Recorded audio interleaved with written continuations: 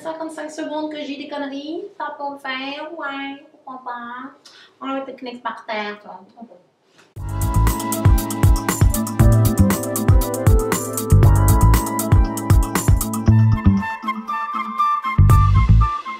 Salut rebelle créative! Encore un sujet que je reçois souvent, c'est la clientèle, comment développer davantage sa clientèle.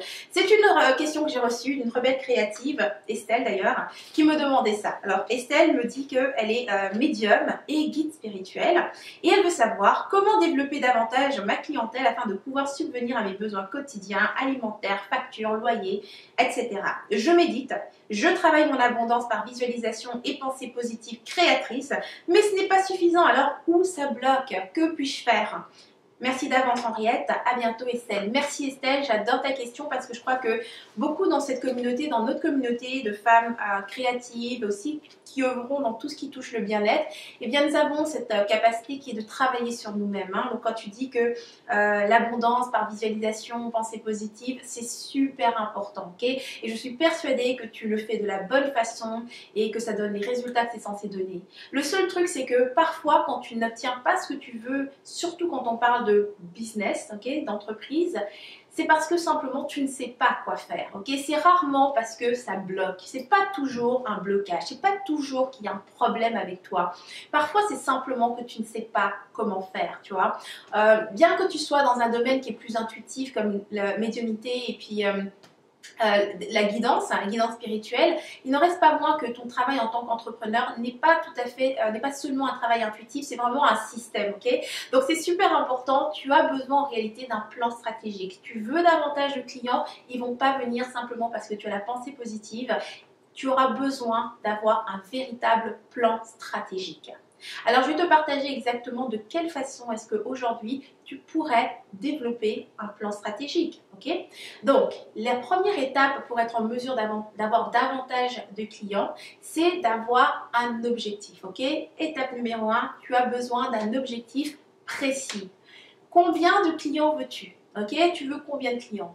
5 clients par mois, 10 clients par mois?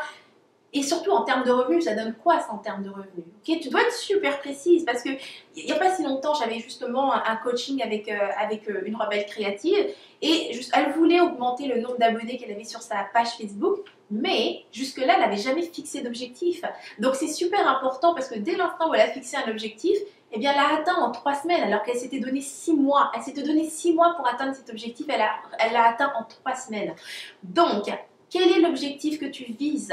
Okay? Combien de clients veux-tu? La deuxième étape, tu as besoin d'un plan. Okay? Tu as besoin d'un plan stratégique. C'est quoi un plan stratégique? En fait, c'est une suite d'actions, okay? Pas juste une action, une suite d'actions que tu vas faire et qui va te garantir que ça va ramener ce que tu veux, c'est-à-dire le flux de clients vont venir vers toi après que tu aies fait cette suite d'actions. Maintenant, tu comprends que cet aspect-là n'est pas du tout intuitif.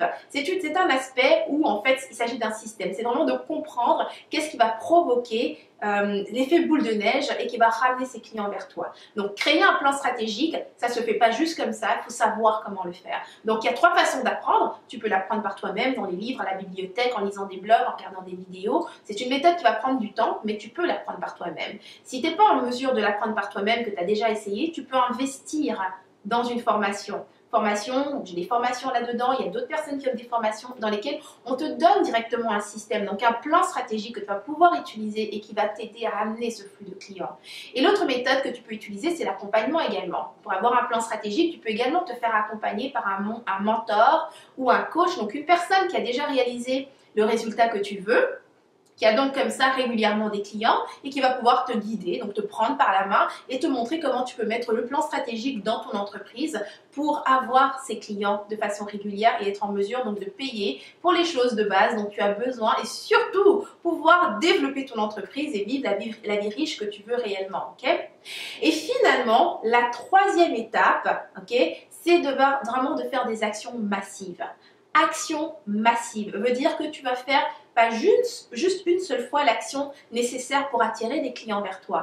Tu vas la faire plusieurs fois, ok? Il faut vraiment avoir des actions continues et continues et continues. Peu importe la stratégie que tu vas utiliser, ça va être super important que tu ne le fasses pas juste une fois. Je sais que moi, ça a été vraiment une très grande découverte, vraiment quelque chose qui a changé quelque chose dans mon entreprise, c'est vraiment de me rendre compte que je ne faisais pas suffisamment d'actions pour avoir des clients de façon régulière. Donc, très important, action massive pour avoir des clients qui viennent vers toi. Okay? Donc, à présent, j'aimerais savoir dans les commentaires, dis-moi, ok? As-tu en ce moment quelque chose? Qu'est-ce que tu vends en ce moment? En dehors d'un service, qu'est-ce que tu vends? Parce que la médiumnité, c'est pas un service, ok? C'est quelque chose que tu sais faire, mais c'est quoi exactement que tu vends, tu vois? Que vends-tu? Alors, si tu es dans quelque chose dans les sphères du bien-être, ça va vraiment être important de créer quelque chose que tu peux vendre. Peu importe ce que c'est pas tellement important. Donne-toi le droit de vendre quelque chose, ok? La deuxième chose, quel est ton plan stratégique pour t'assurer qu'il y aura toujours des clients qui vont venir? Si tu n'en as pas, dans quoi vas-tu investir? Est-ce que tu vas investir ton temps pour apprendre? Il y a des livres qui te vendent des modèles. Tu as par exemple Tim Ferriss avec sa semaine des 4 heures. Très bon livre pour ça. Mais dans quoi est-ce que tu vas investir? Est-ce que tu vas prendre une formation payante? Est-ce que tu vas prendre un accompagnement avec un coach ou un mentor? C'est super important. Tu dois absolument prendre la responsabilité de tes résultats. Les résultats n'arrivent pas par coup de chance parce que tu as fait le bon truc au bon moment.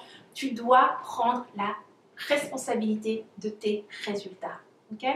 Donc ça termine cette inspiration. Laisse des commentaires au bas de cette vidéo. Je veux vraiment savoir comment est-ce que tu développes cette réflexion. Si tu as aimé cette inspiration, si tu as aimé cette capsule, clique sur j'aime, partage autour de toi. Tu veux d'autres inspirations comme celle-ci, tu me rejoins sur rebellecreative.com, tu t'inscris et je t'enverrai mes prochaines inspirations de mon cœur vers ton mail. Donc c'était Henriette Ndaka, je te dis à la semaine prochaine et d'ici là, agis comme une rebelle créative. Tu vis à fond, sans culpabiliser, sans complexe et bien sûr, sans stress. Mouah.